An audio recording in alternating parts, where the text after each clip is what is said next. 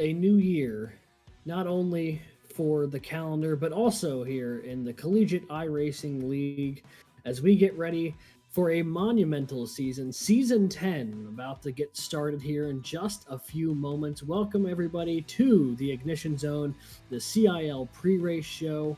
I am one half of your hosts tonight, Alexander Gagnon. Alongside me for the first time, it is RMU Zone, Jonathan Eggy. John, welcome to the Ignition Zone, Thank and you. welcome to Season 10. Absolutely. It's going to be an absolute blast, I think, tonight. I'll be taking on the Daytona Road Course. First time I think the College Cup Series has actually taken on Daytona Road, and it's 10th season here, so it's only an exhibition race tonight, John, but you got to imagine that they're going to be fighting for every position they can here in the short stint that they have. Oh, absolutely. There's going to be lots of fighting. It's very early in the season. People are going to want to prove who they are and who they want to be for this season, so I'm excited to see what happens.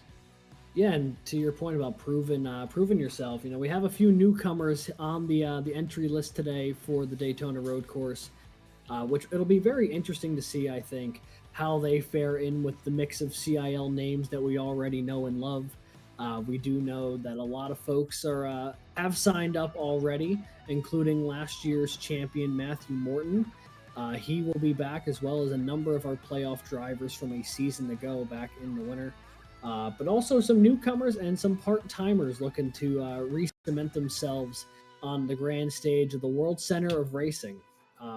With only 20 laps tonight, what can we expect, you think, from a race that's this short? Can you really get a gauge on what people are going to be like over the course of the season in such a short period of time? Given how short this track is, or like the race is, I believe that people are going to be racing very aggressively because it's short. They don't have a lot of time.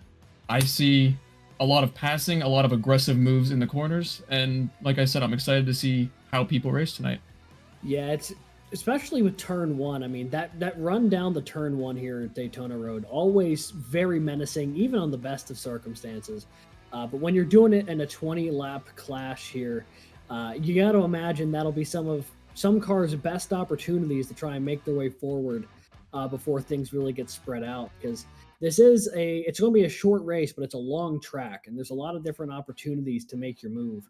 But there's so many corners that if you don't have it down pat, you'll start losing time in every corner, and that's going to really add up over the course of the run.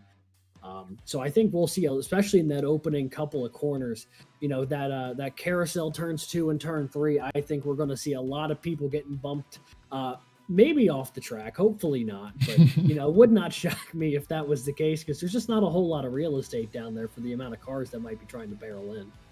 Absolutely. I'm very excited to see the action in turn 5 because that's a very sharp corner. That is. That's going to be that's one of those ones, if you're side by side, you have to start asking yourselves how much you really want to stay side by side, because you're not really going to get two cars through there at the same time. It's going to be a very tight corner. Yeah, and then obviously, getting up onto the high banks of Daytona there, going down the backstretch, you really get that speed up going into that backstretch chicane, which I'm sure at least one person's going to overrun tonight. Don't know who, don't know when, but if I was a betting man, I'd say there'd be one car at least that's going to overshoot that chicane, mainly because I knew it'd be me if I was racing tonight. That's why I'm up here in the booth as an issue to public safety. Yeah, me too. But so I'm looking at some of the racers who are coming in from last year, and we have quite a talented crop of drivers who are coming in this year, not only from returning people, but also some of the new folks and some of the new schools that we have. I'm really curious to see how they do. For the first time, and I couldn't even tell you how long, maybe ever actually, we have a couple of new schools, one of them being Liberty University, so same alma mater as William Byron. Matthew Stetton tonight will be stepping in for the Flames. And curious to see how he'll do in his debut. Ball State brought some new recruits out here as well with Daniel Nanny. The Cardinals always seem to really populate these tracks. Them and St. Clair, I feel like, are the two schools you just see plastered everywhere in these races. Maybe Clemson as well. The three that just have so many drivers. The do you expect we're going to get a repeat winner here tonight, John, or is this just going to be a matter of you know, whoever finds themselves out there early could be one of the newcomers? I don't know a whole lot about the new folks. I only got the metric on the people we've had previously. I definitely don't think it's not possible to see a repeat winner, but having raced in this league, I know the drive that these drivers have, and they want to win. And I know that people put countless hours into becoming better in this league. So I think that there's a really high chance that we might even have a first-time winner tonight. It's certainly a possibility, but to your point, I mean, there is a lot of prep that goes on throughout the season. The one question mark I always feel like is during the clash itself is going to be, you know, is it going to be a major like a ton of time that gets put in over the off season, or is that your time to rest, recuperate, and then come back at the start of the year, be like, oh, it's time for the clash. I guess this is when I'll start my training schedule for the actual season, because there's definitely a bit of both, but I have a feeling the former is going to win out today versus the latter is those who put in a bit more work over the off season. You know, you can't discount the fact that enjoying the holidays is a very nice and needed thing. Absolutely. But I'm taking a look at the time here, and it is just about time for qualifying to commence if I've got my timing correct. So we are going to take a quick break here on the Ignition Zone, and when we come back, we will start the official coverage of the Clash 76, the first race of Season 10 here for CIL, not only for the College Cup Series, but all three. Yeah, you heard me right, three. There's another league this year for CIL action, so don't go anywhere. We'll be right back in about 2 minutes.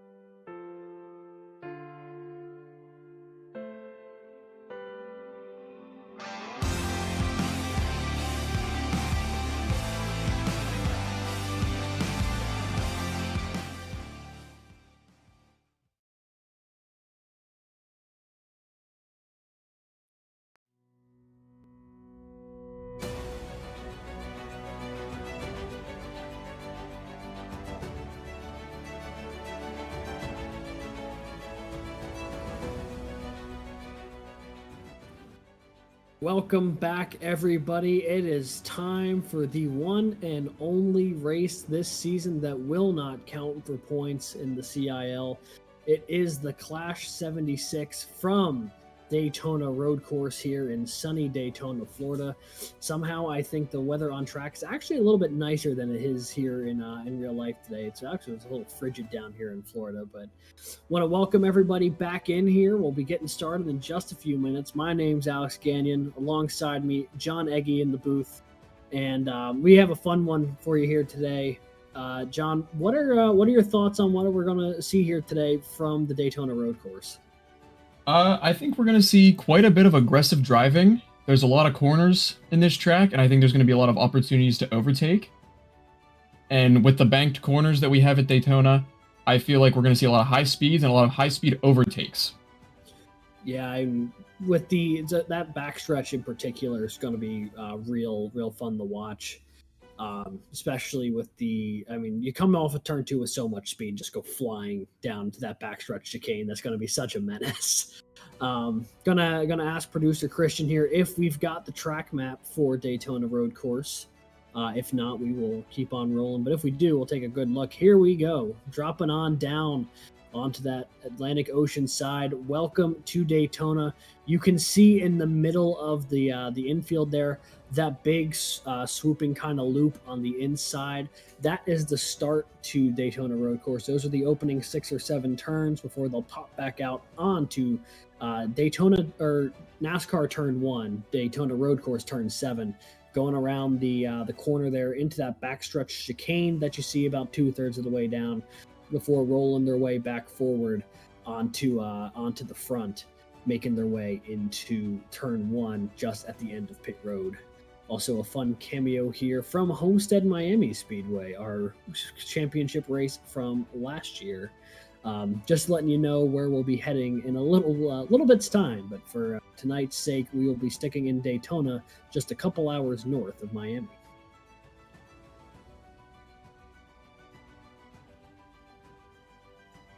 So with that being the road course, John, take us through what we should expect here from the cars we're going to see on track.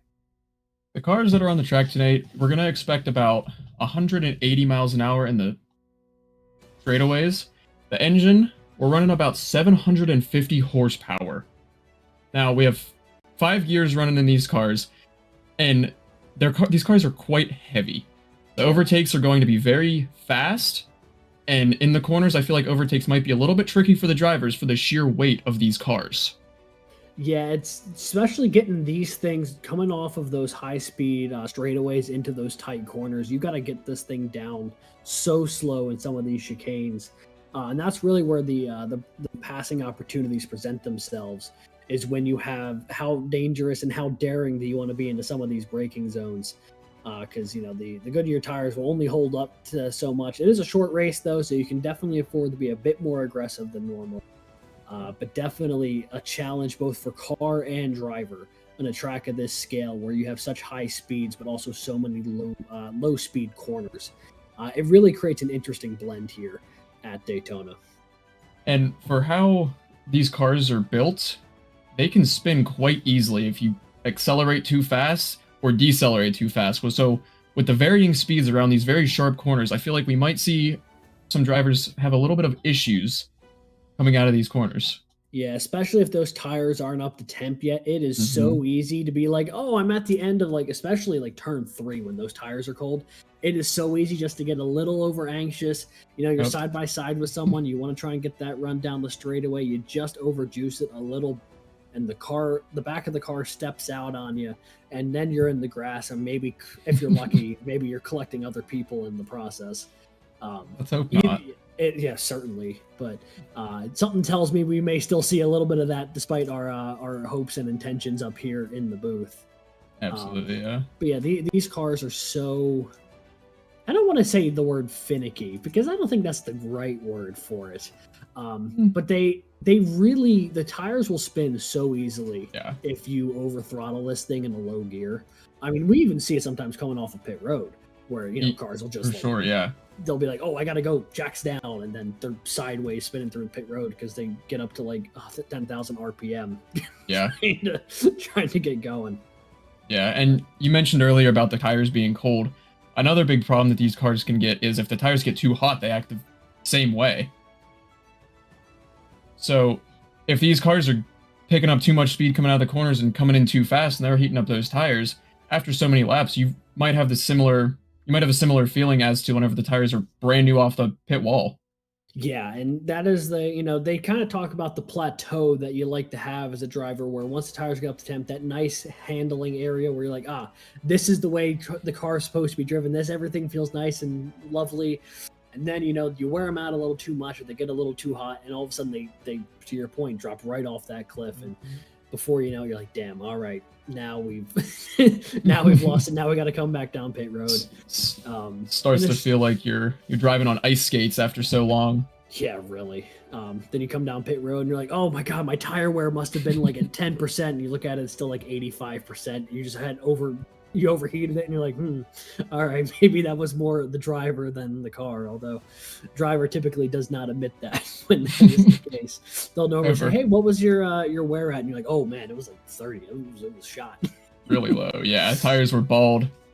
Yeah, I guess you can't get away with that as much as you could in real life here, since there's a literal numeric value that tells you how burnt out they are. But I digress.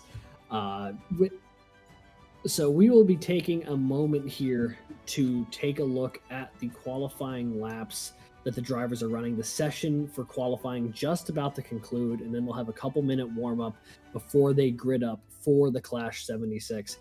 So once qualifying concludes, we will take a look at one of the laps. Not sure who it's going to be yet, but whenever we do know, we'll let you know, and we'll take a look here. It's actually going to be Clint Halterman that we'll be taking a look at. So we'll take a look at his lap in just a moment here to take you around the Daytona road course. One of the most unique driving experiences I think you can have in a NASCAR Cup car, John. I agree with that. It's really just like there's so many opportunities to let it loose, and so many opportunities where despite it wants to go, it just can't. So yeah. We'll be jumping on board with Clint Halterman momentarily. Call it. All right, so there you can see the 077 Halterman bumping up into the alumni division now after a number of successful seasons as a student. But you can see that UNC Charlotte machine roaring down the front stretch at full speed. And then this is where things are going to get really dicey, dropping that speed all the way down to try to get into the infield. You can see even on his qualifying lap, Halterman really juiced it through turn one, overset it a little bit, and boy, there he goes. He takes off into the sky, and into the fence goes the 077. Just what we were talking about, John. That is not an easy feat getting down in turn one. That right there shows just how precise you have to be when driving these cars. Like, you lock up the brakes just a little bit too much, and next thing you know, you're in the grass. You're a lawnmower all of a sudden. Yeah, and an expensive lawnmower at that. Very expensive. Yeah, you could see just how it looked like he was getting that thing down the speed, but that the end of turn one wraps so much longer than you would think, because it's more than a 180-degree turn, basically. So right where you think the apex is supposed to be, it keeps going a little bit.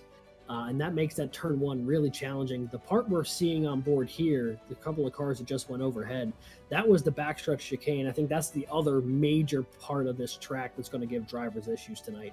It's another one of those high speed into really low speed corners. I think that the biggest turn that's going to cause problems for the drivers tonight is the transition between turns 1 and 2. That sudden turn left, and then all of a sudden you're turning right and left again. I feel like that's going to really cause some problems because of what you said earlier, where that corner just rounds for so long. Like, you think that you're about done with that corner, all of a sudden you have to brake again and turn into another corner. It really is tough. So you can see there's Muhammad Leaf coming out of the infield as one of his Ball State teammates. I believe that was Andrew Stagey back into the nice little scenic shot here as a couple of drivers are getting loosened up and ready to go for the Clash 76. Should be a fun one, and we will have the grid momentarily, I'm sure, now that the qualifying session has concluded. And when we get that information, we will send it all to you all.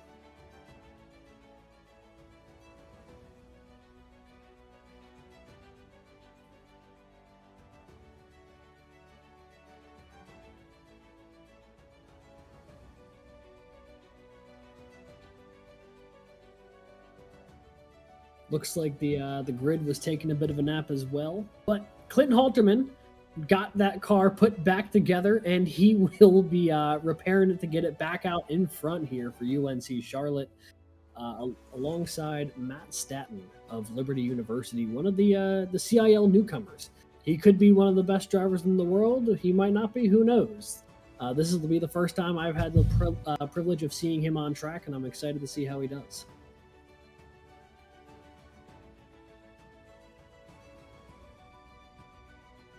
Like the graphics package we are using, folks, is not overly happy with being at Daytona Road. I think it's going the way of Clinton Halterman's first qualifying lap and going flying up into the inside retaining fence. But we'll see if we can get it worked out here in just a moment. While we wait for the graphics to upload, I would like to say that it is quite impressive to be a rookie and be able to come in and qualify second, because this is a very competitive field. It is, yeah. It's a really strong league. A lot of really talented drivers. So anytime you have someone who's making their debut and immediately puts it up in the front row, that's something that people will take notice of.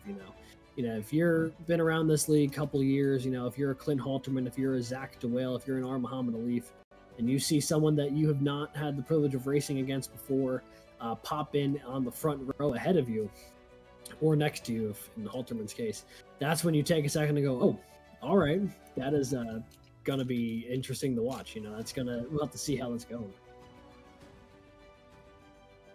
See in the display that's happening right now, someone locked up their brakes and is having problems going into turn 1. All right, well, while we're trying to get that fixed, folks, let me give you a quick rundown of our grid. I will give you the opening, let's say I'll give you the opening 12. John, you can take the back 12 if that works for you. Sounds good. So we've got R. Muhammad Alif from Ball State University on pole today, a 1:44.584, just a tenth of a second ahead of reigning league champion Matthew Morton from Ohio State. Clinton Halterman will be rolling off in the second row alongside Zach DeWale, a 4-time CIL winner. Esteban Munoz rolls off in 5th alongside Clemson's Andrew Burrell. Lucas Moody rolls off in 7th alongside Ricky Paz, with Jason Wallet and Alex Finnerty, who I believe is making his CIL debut tonight, will make row 5, Finnerty representing UNC Charlotte. Nick Stockner rolls off 11th tonight for Clemson, with Andrew Stagey rolling off 12th for Ball State. In 13th, we have Brandon Schulenberger. In 14th place, we have Matthew Nordberg. Running in 15th tonight, we have Kelton Quick. In 16th tonight, we have Sky Shrek. In 17th tonight, we have Timothy Wilms. In 18th, we have Felix Capora. In 18th tonight, apologies, in 19th tonight, we have Ben Nealer. In 20th, sorry, we have Daniel Nanny. In 21st, we have Dan Banner. In 22nd, we have Edward Sanchez. Running in 24th, we have Gary Burton. And in I believe 23 and 24 mixed up in iRacing. My apologies. Yeah, I'll say, they actually have those flipped for some reason. And in 20 cars that did not run a qualifying lap, it appears. Yeah. In 24th, we have Matt Staton. Gotcha. Matt Staton, and looks like, I think they flipped Staton and Gary Bergeron on our sheet for some reason. Not entirely sure why, but much like a lot of things when it comes to iRacing, it is a mystery that will not be unraveled in a single night, that is for sure. So cars are out on track here. The pace lights are off, which means they'll be going green actually in just a moment here. Peeling down pit road is that iRacing Porsche. So Barney's got that green flag in the air, and we are racing for the first time here in season 10. Our Muhammad Alif on the inside here, Matt Morton on the outside, and here they dive into turn one. Let's see how this is going to go. So Looks far, like we're the not. leaders get it pretty settled. So far, no one's taking the corners too wide. Everyone's staying on the track. So far, so good, at least up front here. Our Muhammad Alif looking to check out here in this battle between Halterman and Morton. Halterman's going to take second away here, although Morton, right on his back bumper, doesn't look too pleased about it. So now as they make their way deeper into this infield section of the course, you've got Esteban Munoz looking out wide, a little farther back behind the leader. Not sure if he was able to complete that pass. Yes, he was. He's around Andrew Burrell, now looking on the back bumper of Zach the Whale. But right now up front, it's all our Muhammad Alif, and I can't say this is a surprise given his dominance on the road courses in Formula C. Absolutely, and he's appears to be putting quite the gap in between first and second very early on, and that's going to be very important in these road courses. Yeah, especially when you start getting down to these braking zones on the backstretch chicane, you know. The bigger of a gap you have going into it, the more careful you can be going into that braking zone without the threat of someone dive bombing you. So through the chicane they go. Alif will take both Clint Halterman and I believe that was third place Matthew Morton there. Although Alif didn't get a great exit out of the chicane. Now here comes Halterman to the inside. He gets the throttle down going through NASCAR's 3 and 4. And now back to the front stretch. It's the UNC Charlotte machine of Clinton Halterman that has jumped out to the point here. And he's going to look to lead this lap and lead them back into turn one. Absolutely. We're 3 wide, getting ready to come into this corner. Matt Morton bailed out at the last second. Alif trying to go the long round. It's like all three of these drivers. Bit of net code. All three of these drivers appear to lock their brakes and are racing very aggressively. No, that was exactly that point you mentioned earlier. In a 20-lap race, people are going to be a little bit more aggressive, I think, than they would be otherwise. And I think we're seeing that with our 3 lead cars here. Is now with our third leader of the day, it's Ohio State's Matthew Morton, the reigning series champ, has jumped out in front of both of these cars. And now the Buckeyes trying to defend on the inside there as Halterman poked the nose in for a second. Unable to make the move, though, looking now, trying to set him up for the way he passed Alif last lap in one of the high-banked NASCAR oval turns. Right now, Alif getting a little bit of that outside run, trying to get a full run up into the corner. Let's see if it's going to work for him. They're going to spread out just a little bit as they make their way down the backstretch. For sure. They spread out now, but as soon as we hit that next corner, it's going to be bumper to bumper again, just like before. That's one of the things. That's one of the things I highly enjoy about road courses in NASCAR, because these big gaps close so fast, and there's constant action to watch. Yeah, all it takes is one slightly miffed corner, and all you know, that second lead that you had built up carefully over lap after lap has just disintegrated, and will come plummeting back down to the car behind you. Right now, Matthew Morton in control. He's got Clint Halterman second and our Muhammad Alif third here as they take the green flag for lap number 3 in this 20-lap event. Right now, the Buckeyes leading the Niners and the Cardinals as they make their way back into one. They're going to be able to get it settled. Looks like they will. A little bit of some bumper-to-bumper action there for our leaders between Morton and Halterman, and then you could see the gap there between third and the rest of the field. I mean, it is. These 3 have checked out from everybody else. Absolutely. That just shows how good they are at driving, considering the gap between third place and fourth place. And even now, it appears to be a gap forming between second and third. Yeah, they're starting to put a little bit of a distance on Alif, but as I say that, Halterman locks it up just a little bit, bringing Alif back into the picture. But I mean, it's only been a couple of laps, and they're a full short straightaway ahead of the rest of the field here. Although it looks like the battle is fierce going on just behind the leaders here. Right now, it looks like the top 3 have settled in a little bit, but further on back, I mean, it looks like an absolute hornet's nest back there. Yeah, for sure. It looks very bumper to bumper. Lots of pressure, very hit or miss. Like if you make the littlest mistake right there in the backfield, it could be detrimental to your run for the day.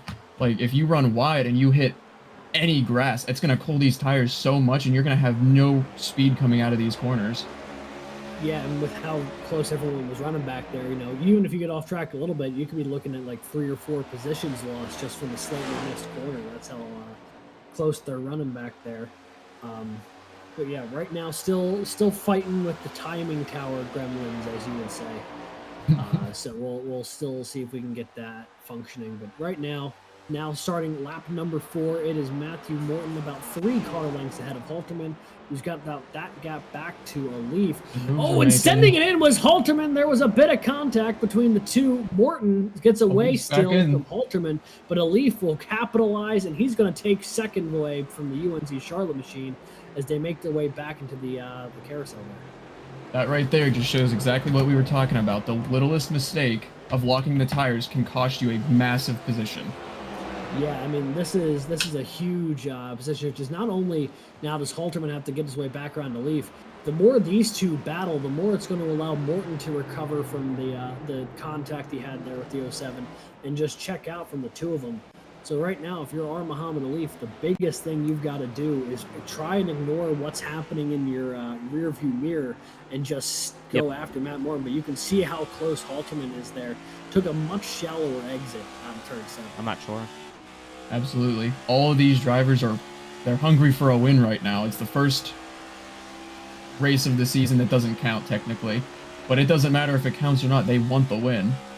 Yeah, because not only, I mean, psychologically, it's nice to start the season with a win, but this is also a chance to really prove yourself at the start of the new year. Some of these folks have been putting in some work in the off season and want to let people know, like, no, I'm not to be trifled with. I'm going to be here and I'm going to be running up front. So certainly an opportunity. This will be a huge opportunity for Alif, especially. I mean, just barely missed the playoffs last year. First driver out of the playoff 10.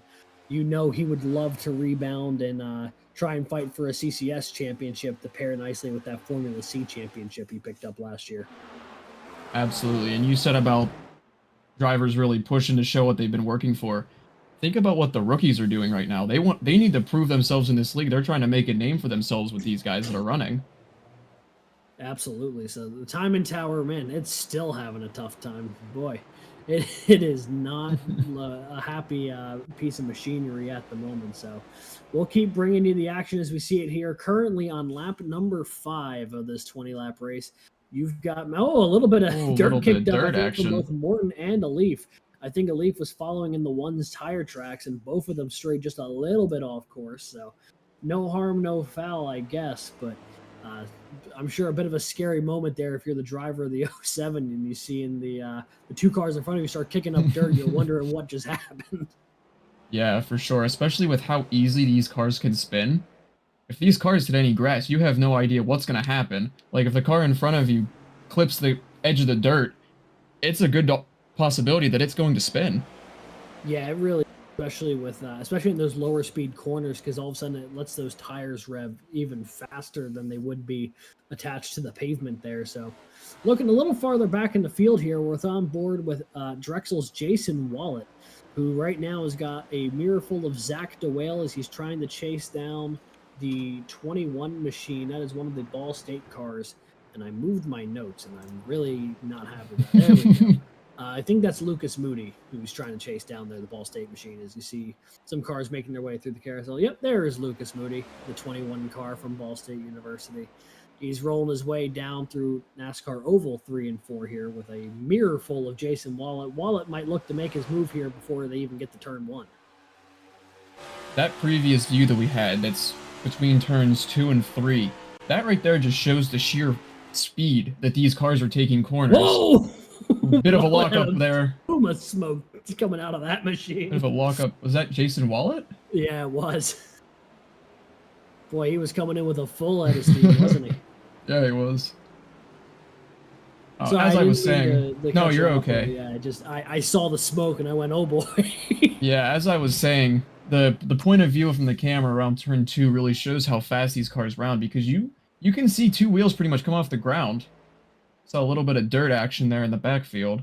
Noticing more and more cars, I think, are trying to streamline that kind of straightaway. It's not fully a straightaway. There's a bit of a kink in it going down in turn 5, and I think that's what people keep hitting is that little bit of dirt right where the track bends a hair. So Yep. Zach DeWale's gotten around Jason Mullet, and now the St. Clair alumni looking to pick Lucas Moody off his list of cars to pass as well.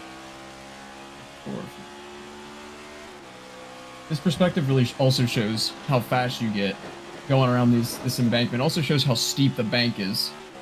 Yeah. And I'm sure it's a very different experience turning the car on a very degreed bank compared to a flat road course. The car is going to handle differently, and you're going to even see in this angle half the car pick off the ground for a second. Yeah, the more of that curbing you get, the more you're able to kind of keep your speed up going into it. But you always run the risk of getting a little too much curb, popping those wheels off the ground a little too much, and spinning yourself out. For sure. So yeah, right now Lucas Moody, Zach DeWale, Jason Wallet running 1, 2, 3 in this battle we're watching. They are currently being scored, I believe, 6th, 7th, and 8th though, so a little farther back in the pack here. As you see, I think that was Alex Finnerty getting around one of the.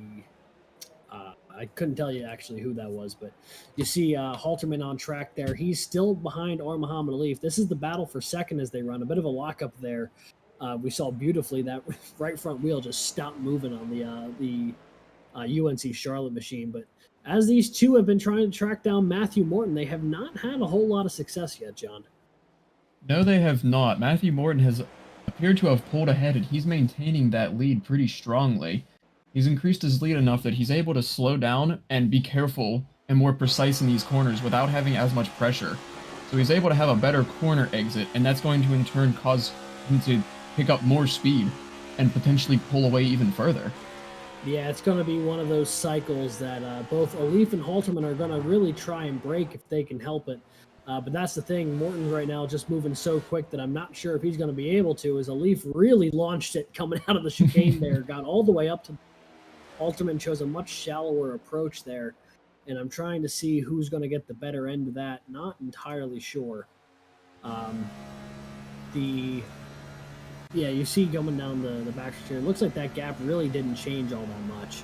So right now, Matthew Morton, probably about 6 or 7 car lengths ahead here of Muhammad Alif, who's got a couple car length gap back to Halterman. And you can see going through turn 1, oh man, I mean, like, you can see that car like really lift off the ground there. Alif was really fighting that thing for what it was worth. It's a 3,400-pound stock car, and yet it was nearly about to go on 2 wheels from how much that car was trying to get around the corner.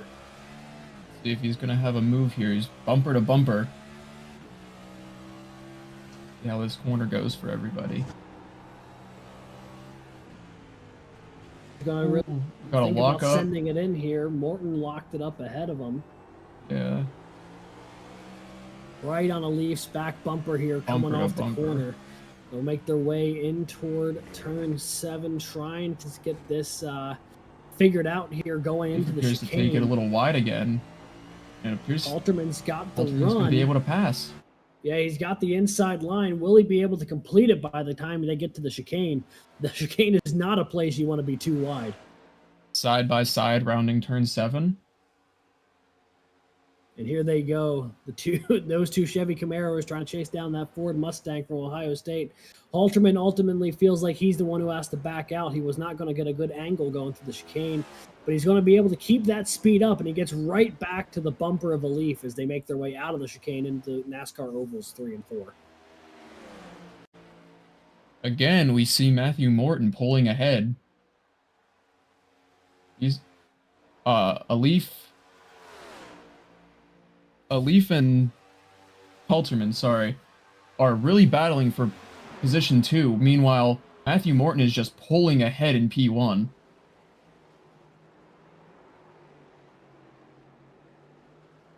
Yeah, and you can see how much those cars really lean in turns 1 and 2 there. So absolutely, right now it is still quite the battle here for second, but it's only been probably about halfway through this race at this point. But the field is already so unbelievably spread out.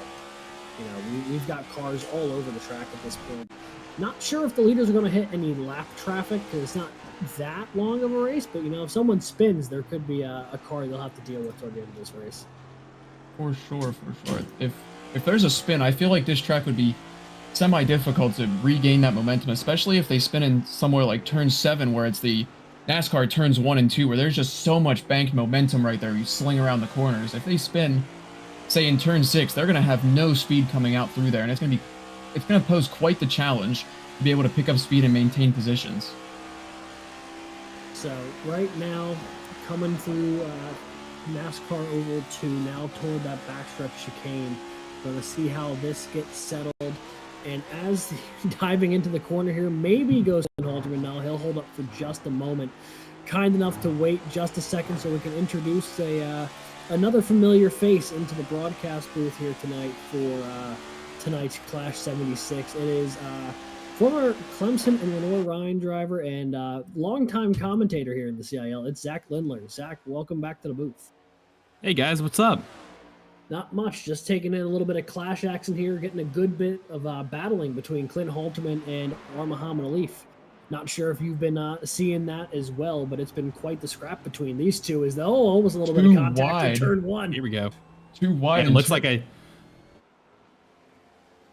looks like I joined right at the right time. I've been watching Alif and Halterman go at it for the last couple laps here. It's been a really good battle. Just got off of work, I hopped in, and these two guys are going nose to tail. A little bit of a challenge from Halterman a couple laps ago, but Alif got away a little bit right there. I wonder if Halterman can pick up the pace and try to catch back up to him. But I know, Jonathan, you've been talking about how Matt Morton has been taking this battle into to his own advantage and gain, as his lead has opened up pretty considerably. As you can see there on the left side of your screen as they come back out onto the banking. But this has been an incredible fight so far. I'm looking forward to seeing what these guys can do from here on out. It's like Halterman got a little loose in one of those corners and touched a little bit of grass and appears to have lost a bit of his gain on that he had. Yeah, he had been right on the back bumper of Alif for about a lap and a half or so. And then after that little bit of a battle going into turn 1 there, he really fell back a bit and got really loose coming out of the infield section, getting back onto the banked oval. Where he's really been able to make up a lot of ground is I feel like he's been a lot more aggressive through this chicane. You could see how much that UNC Charlotte machine was whipping through those corners. And he might be able to pull a little bit of a run back here using the draft on Alif as they make their way down the front stretch. Not entirely sure the gap between the two at the moment, but it might be affecting a little bit of draft and pull him a little closer. A big reason that I think that Halterman lost quite a bit of speed was there was dirt on the tires, so there was no grip. So whenever he was rounding that last corner, there was no grip that he had. And I believe that's why he was getting a little bit loose and lost his speed. It is certainly a possibility. There is a lot of opportunities to put a little dirt on these tires here. We saw both Alif and Matt Morton do it a bit earlier. We've also seen Clint Halterman have a couple of walk-ups into some of these low-speed corners, which may also be a contributing factor. Either way, though, right now, the UNC Charlotte driver got a bit of work to do if he's going to get back up to his Ball State rival here. Zach, you've had an opportunity to run the Daytona road course a couple of times. What are you? Oh gosh. What are you thinking is going through the mind of these drivers right now? Knowing it's such a short race, obviously pit strategy is not really a thing. It's all about just putting it out there. Are you trying to save anything for the last couple laps, or do you know it's just so short that you just send it? Well, it wasn't really much of a race on my end as it was make it to turn 1 and get killed. But I mean, this is such a challenging road course for so many reasons. I mean, obviously you've got the NASCAR banked corners, which these cars love. You've got the long straightaways and the high draft that you actually just saw Clint Halterman there use sucked up right to the back bumper of Muhammad Alif down the backstretch. But the most important thing about these cars is being able to get the power down on the track without spinning the tires. You mentioned Halterman had a few lockups in the infield section that cost him some time, but you can also lose a lot of time on corner exit by putting down too much throttle too quickly. These cars have a ton of horsepower. They're really heavy and not a lot of tire on them. By just general road racing standards, no traction control, no ABS. These are very simple cars to race. And so you look at Alif, who's used to a lot of those GT3 Formula cars with a lot of high tech in them, but the advantage goes to Halterman because he knows this Cup car like the back of his hand. Alif, this is only, I believe, his third or fourth season in experience with the NASCAR Cup car. Halterman, I think, knows it a little bit better, but Alif just has that edge on road racing ability. But Halterman himself is a really good road racer. He took the win at Watkins Glen a couple seasons ago against his rival and teammate Jared Kaler in a thriller of a NASCAR College Cup Series finish. But this is once again shaping up to be a great battle. You know, you mentioned the draft. We talk about the draft, how powerful it was. Let's see what Halterman can do. He's going to look to the inside here. Can't quite get the power down just as good as Alif. That was very important, but that gap is going to shrink as they come through NASCAR 1 and 2 down to the backstretch. Let's see if Halterman makes the move this time. He said, look at that, 9 laps to go, just over halfway through this race. Time's running out for these guys to make their moves for these positions. Wasn't a very long race, and to your point, the last 2 Watkins Glen races have very much featured these 2 cars. Back in season 7, Halterman won a thriller for his first CIL victory over teammate Jared Kaler, and then last season, Muhammad Alif came just about a lap or 2 short in winning that race before having to come down pit lane for fuel, and ultimately that was a deal breaker in his hunt to make the playoffs. So right now, with 8 laps to go, you see about a 4.5 second gap between Matt Morton and Muhammad Alif and Clint Halterman.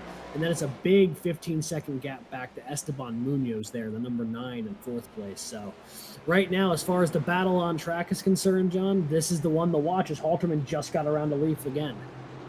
Absolutely. Now, given that we have 8 laps left in this race, do you think that the drivers are experiencing that tire wear that we were talking about earlier in the night? It's maybe possible. I can't imagine there'd be a ton with it only being 12 or 13 laps.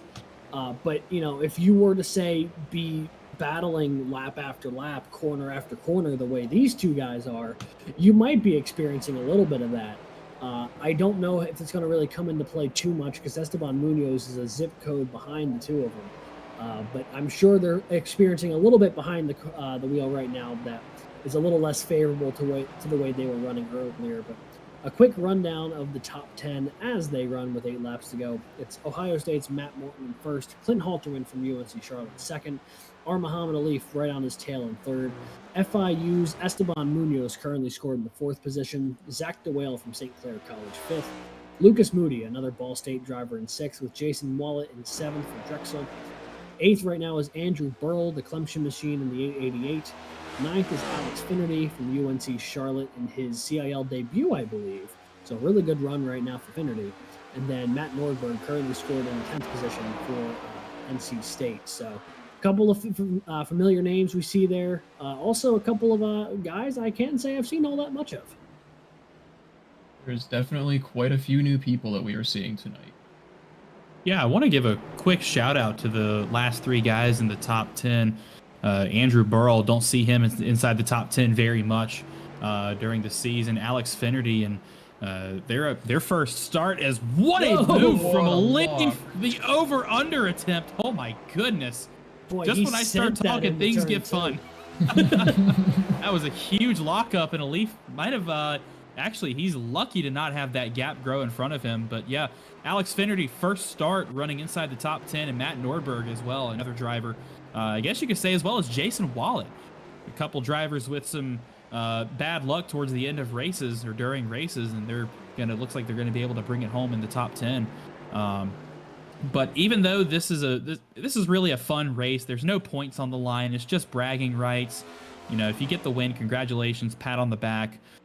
There's not a whole lot on the line, but this race at the beginning of the season really sets up how your season is gonna run. So it's peculiar. Matt Morton, our reigning champion, won his first ever CIL title in the College Cup Series last season for Ohio State. Running first right now, he's going to start his season off on the right foot. Clint Halterman as well, really good momentum boost for Muhammad Alif. Esteban Munoz, Zach DeWale making his return to the College Cup Series as well for St. Clair College, and a brand new number with 519. all of those guys are going to have some really good momentum going into Auto Club next week for the start of the season. But you look at some of the drivers towards the back of the field, Sky Shrek, Tim Wilms, even our reigning alumni champion, Jake Cummings. Maybe not the result they wanted to, or excuse me, yeah, Brandon Schulenberger. That's another driver that we see up towards the, top half of the field. He's 2 laps down at the moment. But those, not really the result that any of those drivers wanted, but this is still a fun race. You get out here, have some fun, learn the car a little more, get some practice in for our tougher road races coming this season at the Roval and in Montreal. Yes, you heard that right. We're not going to Glen this year. We had the guys behind the wall cooked up a pretty fun schedule. But the opportunity to learn, to come out and compete, and to be able to size up the field before the season really gets going, that's going to prove more valuable than anything else. Yeah, certainly a prime opportunity to take a look at what everyone's doing here. John, you've had a second here to look at the timing tower. Anything in particular to you that stands out here with about 6 laps to go? Well, about 2.5 laps ago, Halterman was 15 seconds behind Matt Morton, and now he's only 8. That was just in 2 laps. Well, it's interesting what you can get done on the leader when you're second and you're not having to fight someone else. Do you guys think that whenever we hit white flag, that gap's going down pretty consistently? Do you think that Matt Morton might be experiencing some pressure once we get to the end of the race? It's possible. I wonder if he's just trying to take it easy right now to make sure he, hits all of his marks, makes it to the end. 7 some seconds is quite the gap, but considering what it was just a few laps ago, it could be. Now, you see Sky Shrek there in the 43, so the leaders have sort of hitting some lap traffic, and that might be part of the reason why Halterman's gained so much time, is now Matt Morton's trying to navigate some of the cars in the back part of the field here. As the 43 went flying off into turn 2, Sky Shrek into the grass. Looks like they kept it off the wall. But yeah, it looks like it's been a tough night right now for the Oklahoma driver. Yeah, road racing these things is not easy at all. So I personally commend every driver who gets out there and does this, because I can't. It's so unbelievably hard to race these cars on a road surface. They're so big, they're so heavy, they're so powerful.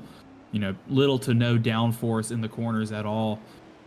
This really is just a feat of true driving prowess to get out here and have the courage to drive these cars like this.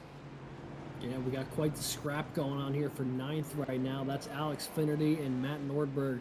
A couple of the drivers in the alumni division currently scored 3rd and 4th in the alumni points, if this was to be a points race. But 9th and 10th right now on track. The UNC Charlotte machine of Finnerty there in green, and the old familiar Wolfpack car there for Matt Nordberg currently right on his bumper. Those 2 cars have traded 9th place back and forth a few laps.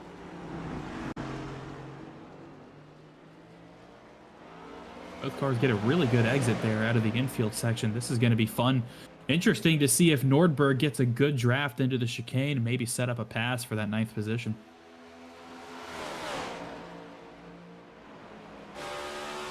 Very interesting to see how fast these cars can decelerate over wall contact there from Matt Nordberg. Very interesting to see how fast these cars can decelerate for how heavy they are. And like I mentioned previously, whenever the cars are going around the chicane, oftentimes the wheels see airtime.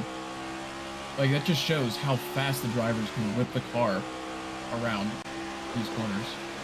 Ooh, here we go. Now Matt Nordberg looking to the outside here of Alex Finnerty, maybe coming off of NASCAR Oval turn 4, making their way down the front stretch at close to 180 miles an hour. They're going to be side by side across the stripe. Finnerty will hold the spot temporarily. Well, let's see if they can get it sorted going into turn 1. Nordberg going to try to take the long way around. Locks up a little bit. Little bit of a lockup, but he's going to be able to fight back to the inside just for a second. Now looking back the other way against Finnerty. Finnerty doing a really nice job putting his car exactly where he wants it right now, forcing Nordberg to figure it out the long way around. Nordberg had to come over. Go ahead. Oh, Nordberg had to come over quite a few challenges right there in that corner. He locked his tires up. He got loose after he locked his tires up, and he's sticking right there with Finnerty. It's very impressive driving. Well, Finnerty's doing a really good job of driving defensively, making Nordberg go around him instead of leaving the preferred lane open. A little mistake right there. Just as I said it, commentator's curse. Nordberg gets to the inside, is there alongside Finnerty. Can he get the power down coming out of the infield? Yes, he can. He's actually going to have the pass complete by the time they get onto the banking in NASCAR Turn 1, but Finnerty's going to have that draft as they get down the backstretch. This is a great battle shaping up right here, guys. And Yeah, I hate to be the bearer of bad news, but I've really enjoyed my time here in the booth. But I got some fried chicken calling my name. I am hungry. So, well, thanks for popping in and saying hello for a second there, Zach. You go enjoy dinner, and hopefully we'll see you in the booth here for the official season opener in a week's time. yeah, absolutely. Thanks, guys, for having me. Always fun. Right. Was one of our other commentators there, Zach Windler. But John, 3 laps to go here. Looking on board this battle with Lucas Moody and Jason Wallet. These 2 cars have been glued next to each other the entire race. We tuned in with them battling at like lap 4. Now we're on lap 18, and they're still next to each other. There's some very intense driving happening right now. You can tell that we're getting close to the end of the race. Like, emotions running high.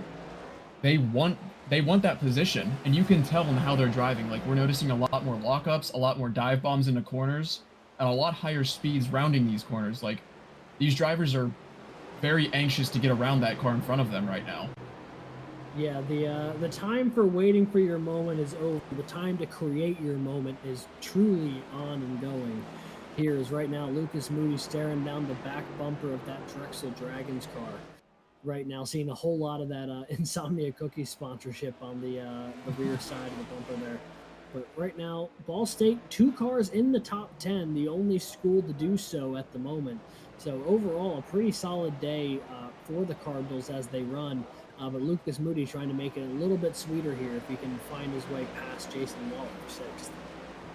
Sure, and now if we look towards the front of the pack on the timing sheet, we can see that Morton has pulled his lead back up to 10 seconds. So he has increased that lead from whenever we look back in, I believe, lap 6. Yeah, it was certainly, it was coming down, I think, when he hit the lap traffic, but I think it's since reopened itself now that he may have gotten clear of a couple of those cars that were in front of him. So 2 laps to go here. Morton leads by 10 seconds over Halterman, who's a few seconds ahead of a Leaf. And then it's Munoz, DeWale, Wallet, and Moody, Burl, Nordberg, and Finnerty right now through the top 10. But if you're the Ohio State Buckeyes machine there, if you're Matt Morton, right now, this is about as good of a start as you could ask for to defending your championship from a season ago. Qualify in row 2, take the lead about 2 laps in, and then just don't look back. Absolutely. He's having a fantastic run, like you said, just coming off of a championship and now being able to come back for the Clash and dominating the field when it comes to position-wise. Like, he's been running first since lap 2, I believe. So it's just very impressive driving, and it's very good for Ohio State that they have such a dominant driver right now. Yeah, it's also probably a good sign for Matthew Morton that he'll have the opportunity to, start off his championship defense with such a strong run here at the Daytona Road Course. He'll make his way off of NASCAR Oval Turn 4 for the penultimate time here. Light white flag in the air. We are on the final lap of this Clash 76 from Daytona. Matt Morton going to guide us around one final time as you see him really seesaw that wheel through one, trying to get that car turned around. But the only way you can get a 3,400-pound car to turn around here. Yeah, like mentioned before, these cars are just so heavy, and they take so much to slow down.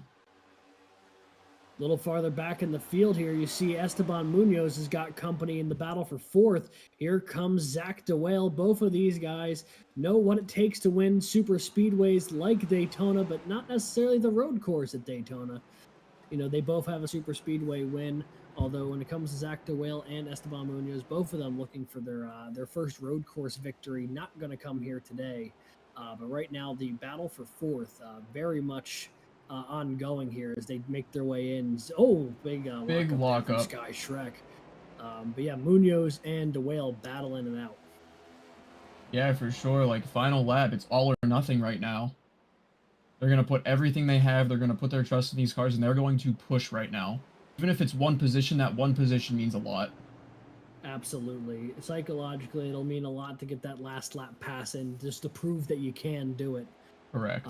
So we can jump back to this in just a moment, but Matt Morton's got to be pretty close to crossing that finish line here to win this Clash at the Clash 76 at Daytona. We'll cut there in just a second as DeWale and Munoz roll their way through ovals 1 and 2, making their way toward the backstretch chicane. Yeah, absolutely. We see Matt Morton getting ready to round the corner for the final time. And bringing home the victory in the Clash so far this year. The first win of Season 10 belongs to Matt Morton and Ohio State. A crisp 10-second victory over Clint Halterman.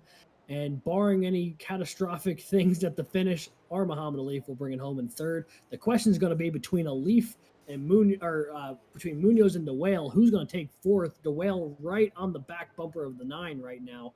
Can he get that pass done as they make their way off the final corner?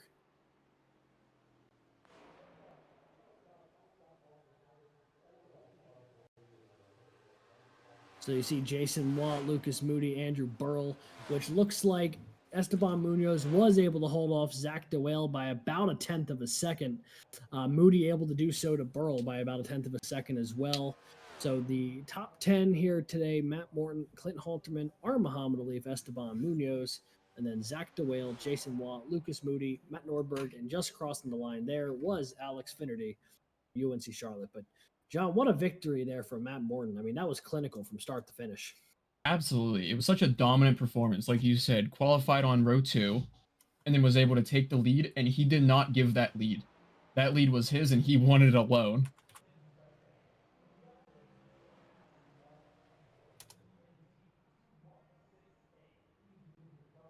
All right, so we have let our drivers know that our podium finishers, we will be standing by in just a moment to get the interviews with them whenever they hop out of the car. As you can see, Matt Morton's got quite a ways he has to get around this track to bring it back to the front stretch so we can burn it down to celebrate his victory in the Clash here. Obviously, not a race for points, but a race for pride and a race for momentum once the season actually gets going in a week's time. Absolutely, and he's going to carry that momentum. He's going to walk into week 1 knowing that he's coming off of a championship in the previous season and a victory in the Clash, and I think that's going to boost his confidence, and he's going to be able to put on a very dominant performance. Yeah, I would be inclined to agree with you. I mean, he tied for the most wins in last season. He starts off this season with the win. He got the championship last season. Right now, a lot of things are turning up Buckeyes here for Matt Morton as he burns it down in that Daytona front stretch. Absolutely. Right in the grass, nice little burnout to celebrate the first win of the season. Yeah, having a good time with it for sure. You know, you can tell that even though it was only the exhibition race, he was happy with how that turned out for him. As he's gonna probably burn this thing down to a crisp and let it just blow the engine there. If the tires weren't already hot enough. Yeah, really. Now they're pretty warm. Probably roast a couple marshmallows on those bad boys now. Yeah, get the campfire out. So we will take 1 second here to wait for Matt Morton to pop out of the car. And when he does, we will pull him into the booth here for a quick chat about his victory. And here we go. So welcome to the booth here. The first win of the season, not for points, but it will go down as a win nonetheless. Ohio State's Matt Morton, picking up right where you left off, Matt. Yeah, feels good to win a Clash, start the season off right. Hopefully it can carry into the regular season. Was fun battling Clint and Muhammad there at the start. And then luckily they started battling each other pretty hard and we were able to pull away. How do you feel that this win in the Clash is going to be able to carry into the regular season? Like, how do you feel like the momentum, you're coming off of a championship, you're coming off of a Clash win. How do you feel like you're going to be able to perform knowing this stuff in this coming week? I don't really know. We have Auto Club next week, so I don't know how much this week's going to really transition into that fast pace of a track. But I mean, just winning the Clash overall just really starts the season off right. So it just sets a good example for the weeks to come where points are actually taken. So hopefully we can move this momentum from the Clash and into the regular season. Thank you. And with Auto Club, obviously the next track on the schedule, the first race of the regular season. What is your mindset going into Auto Club? Is this a track that you feel comfortable with? Is this one where you just kind of want to survive? What's going to be the game plan you think going into California next week? I think surviving is definitely going to be a key factor in that race because it's just so wide and short run pace from everybody seems to be so fast that everybody's in the mix off those first few laps. But looking at last season, I had a really good run, um, had really good long run pace, but just fell short of Drew and Logan, and finished in the podium last season. So hopefully I can do the same thing as I did last season and hopefully just get a win unlike last season and start the season the best way possible. Well, you started off about as good as you can here in the Clash, so I want to give you a big congratulations, and we'll hope to see you in the booth real soon, there, Matt. Thank you guys. Go Bucks. So that was Matt Morton with the trademark Go Bucks. After any time we get to hear from him in the and deservedly so after his victory here today. Pulling in our second place finisher now. It is UNC Charlotte's Clinton Halterman. Clint, congrats on the podium, and you got to tell me what it was like during that battle with the Leaf. That looked like it lasted most of the race.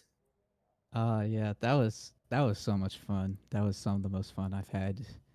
Just an iRacing there. I think he mentioned he thought he used up his tires, and that's what it looked like to me. Kept kept making a little bit of mistakes there.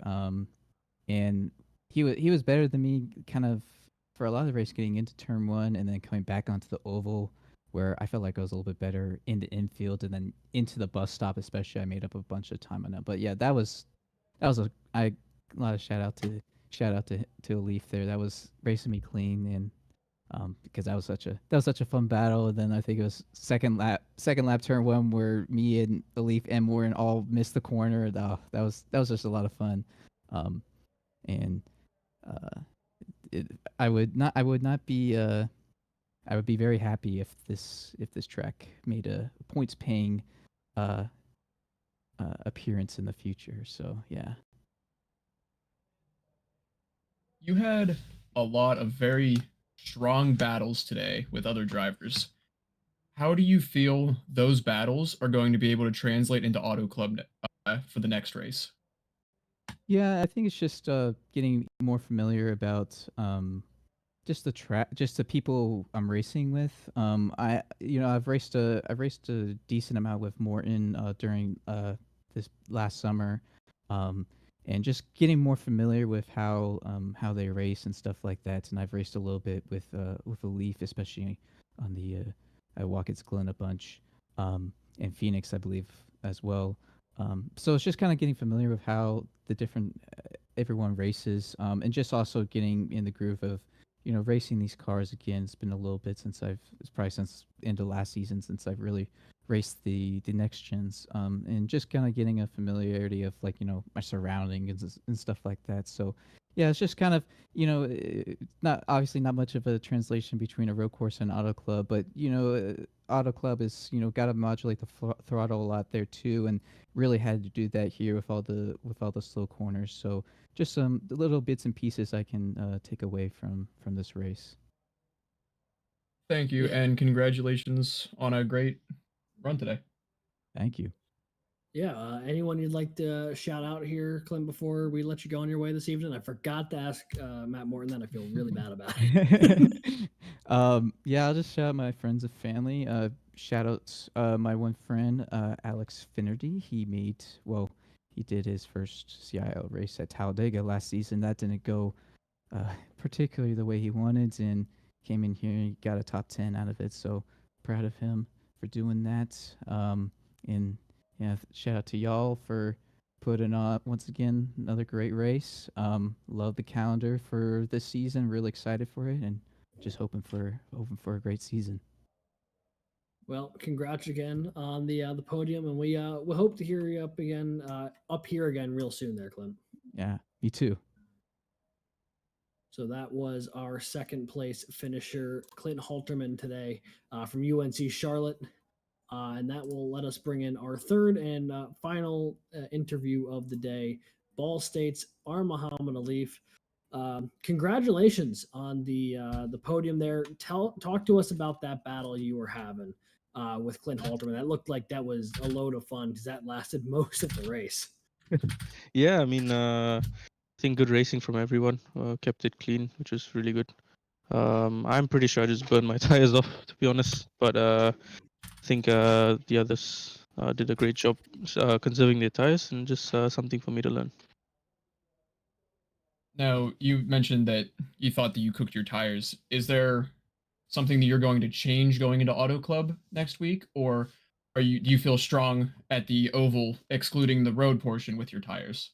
Yeah, I think oval is gonna be a different kettle of fish, right? So it's gonna be different driving, and then obviously trying to see where we kind of lost out from last season. I know Matthew is very strong on the tire conservation part. So yeah, I think that's we've got our work cut out for us the next week. So yeah, let's see. Thank you, and congratulations on a podium finish tonight. Thank you. So the last question I've got for you, now that I've actually remembered to include it in my rotation of questions here, is there anyone you'd like to thank or shout out here before we let you go on your way tonight? Yeah, I mean my teammates Andrew, Kelton, Lucas, Ben, who are just beside me, and our newest driver Daniel Nenny. He couldn't make it tonight because of some internet issue, but he'll be there next round. And yeah, let's keep going, and let's see what we can do from the points paying round. Yeah, about to say, Ball State really representing with a whole host of cars here tonight. But congrats again on the podium, and we hope to see you up here again real soon. Thank you. See you guys. Good night. See ya. So that was our Muhammad Alif, our third and final podium finisher tonight. And John, one of the big things that stuck out to me was just the both the enjoyment and the respect that Halterman and Alif have for each other after that race battle that they had. Absolutely. In my opinion, there's nothing better feeling than coming out of a race and thinking, that was a very strong battle. I really enjoyed that one. It felt really good. And because you don't want to have contact, you don't want to spin somebody on accident whenever you're just trying to race. Like walking out of a race, just feeling good about your battles and feeling good about your passes is just the greatest feeling.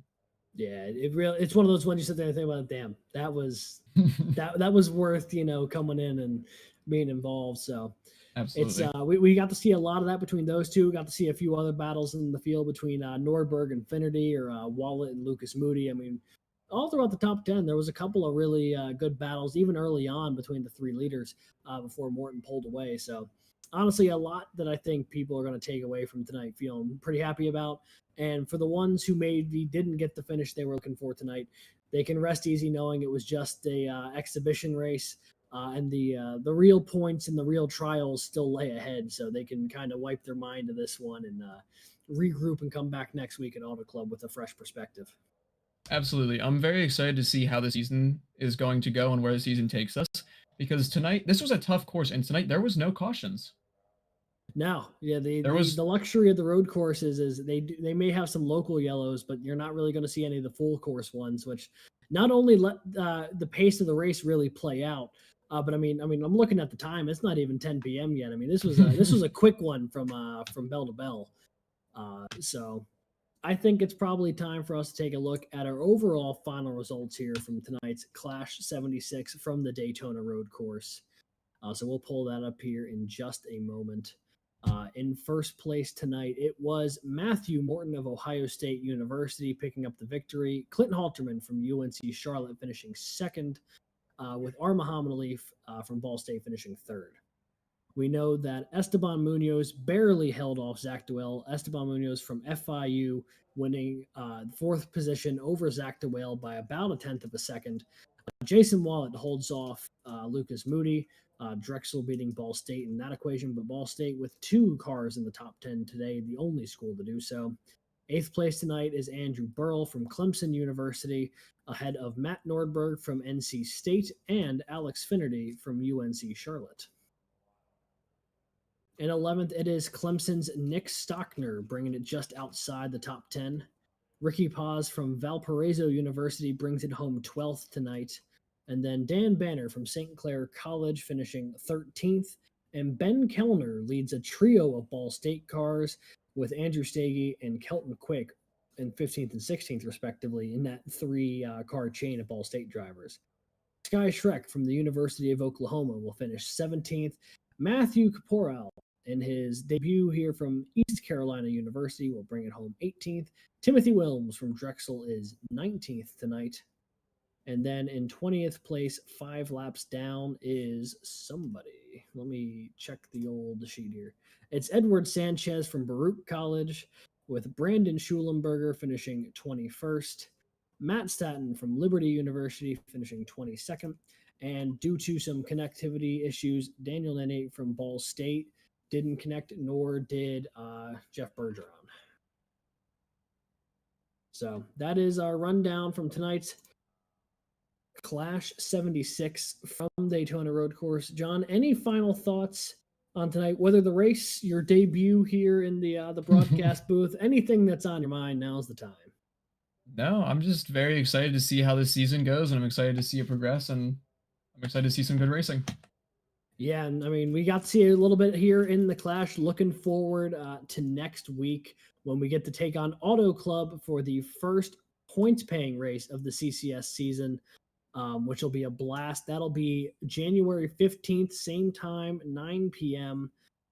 That will be the first points race of the season, the first opportunity to get a win that'll count toward making the College Cup Series playoffs, and then having the opportunity to go and fight for a championship.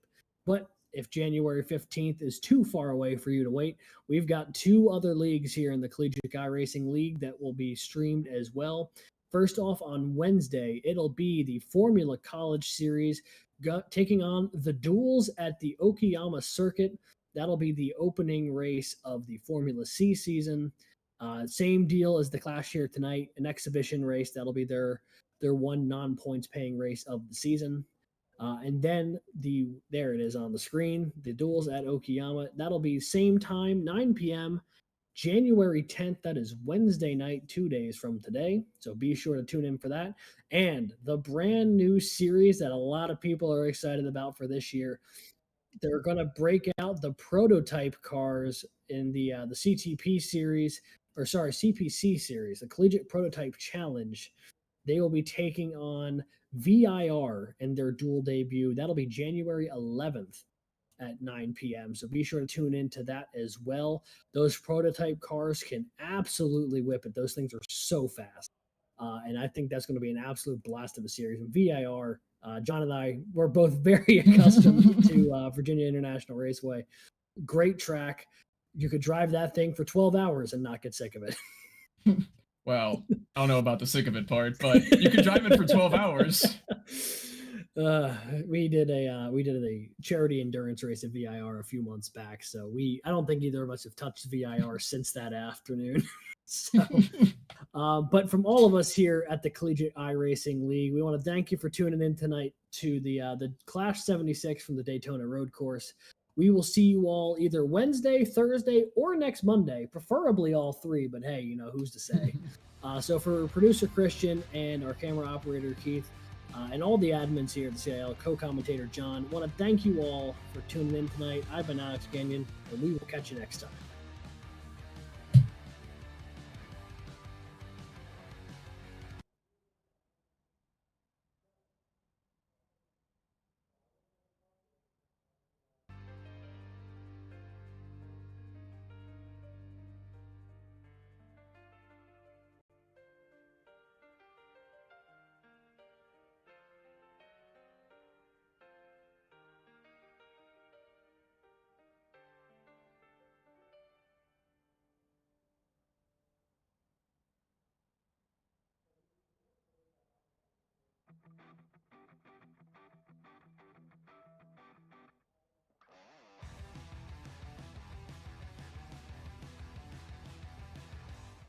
Racing isn't easy, but experiencing it is.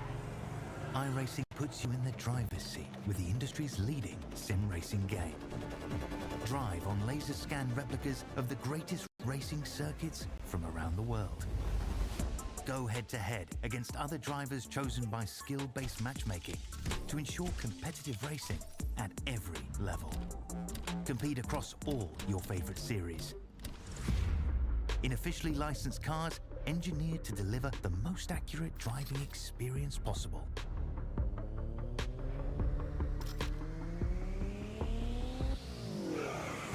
Join a race or host your own with players from across the globe. Race against the computer or in a league with friends. Feel the thrill behind the wheel.